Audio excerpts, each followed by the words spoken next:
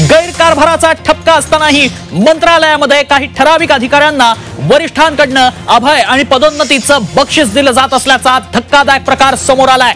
हादरवून टाकणारी बातमी आहे। प्रशासनाला शासनाला तब्बल 67 कोटींचा चुना लावणाऱ्या उपजिल्हाधिकाऱ्यांचं निलंबन करण्याऐवजी त्यांना पदोन्नतीचं बक्षीस दिलं गेलंय।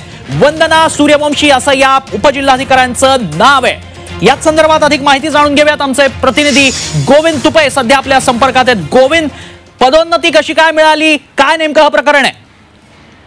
एकूणच 18 ऑगस्टला या सरकारनं 45 उपजिल्हाधिकाऱ्यांना अप्पर जिल्हाधिकारी पदावर पदोन्नती दिल्या आहेत।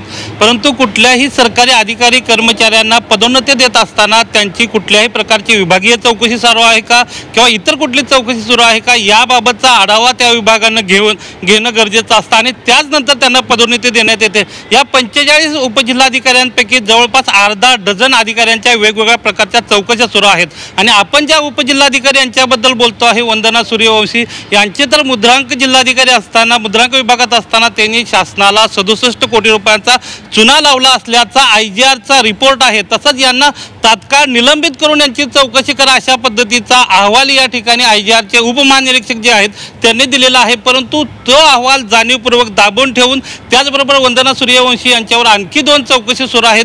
ते अहवाल महसूल विभागाच्या अधिकाऱ्यांनी आस्थापना विभागाच्या अधिकाऱ्यांनी जाणीवपूर्वक दाबून ठेवून या अधिकाऱ्यांना त्यामुळे हा प्रश्न उपस्थित होतो की नियमबाह्य पदोन्नती कशी दिली जाते आणि म्हणूनच सवाल उपस्थित होतात। धन्यवाद गोविंद, आपण दिलेल्या सगळ्या सविस्तर माहितीसाठी।